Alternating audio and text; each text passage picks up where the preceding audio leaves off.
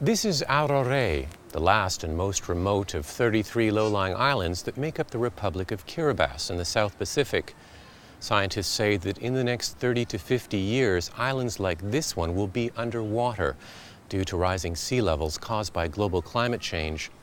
So what are people doing here now to prepare for a day when their country no longer exists? Bob Sorum is building a seawall to protect his house. While most of his neighbors have moved inland, he's determined to stay put. But for how long?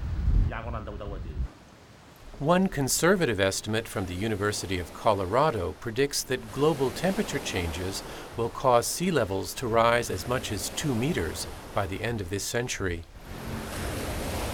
For Kiribati's 100,000 residents who live on narrow strips of land just barely above sea level, it's a trend that spells disaster, says the country's president, Anote Tong.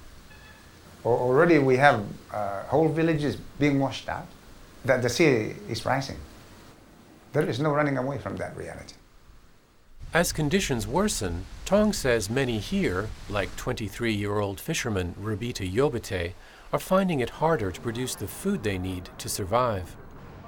It's getting hotter, which is affecting the food we grow. Before, our coconuts were big, but now they're as small as our fists. Coconuts are Kiribati's chief export. As they shrink in size and number, poverty is growing. Despite these pressures, Tong resists the idea of moving people off the islands en masse. Having lost our homeland, having lost our cultural identity, I don't think we want to lose our dignity. In what little time they have left, Tong plans to develop some of the islands and give his people the means to leave on their own accord. The idea is to encourage the development of the islands. We just need to be able to provide them with the opportunity, the skill, and whatever equipment they need.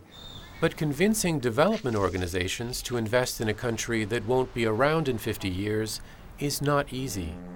For the first time, the UN agency specializing in agricultural development, IFAD, sends a team to assess the situation on Kiribati's most remote southern island, Aurore.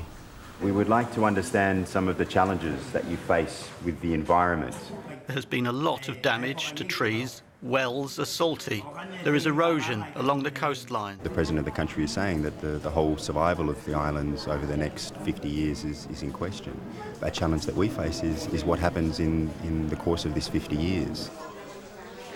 The IFAD team helps islanders develop a plan, one that tackles some of their most immediate problems, like the intrusion of seawater, but also breaks new ground for those living on the front lines of climate change. This agricultural research center has been set up to help islanders produce food locally. The aim is to identify food crop varieties able to tolerate rising temperatures and grow in salty water. It's Tong's goal to turn islands like Aurore into centers for food production, growing crops that could help feed populations in places where the impact of climate change is advancing much more quickly. But these are just temporary measures. Tong says the real challenge is to make those countries contributing to climate change take responsibility for its effects. This represents the single biggest moral challenge to humankind. And if it doesn't respond to this, then there is no credibility to anything.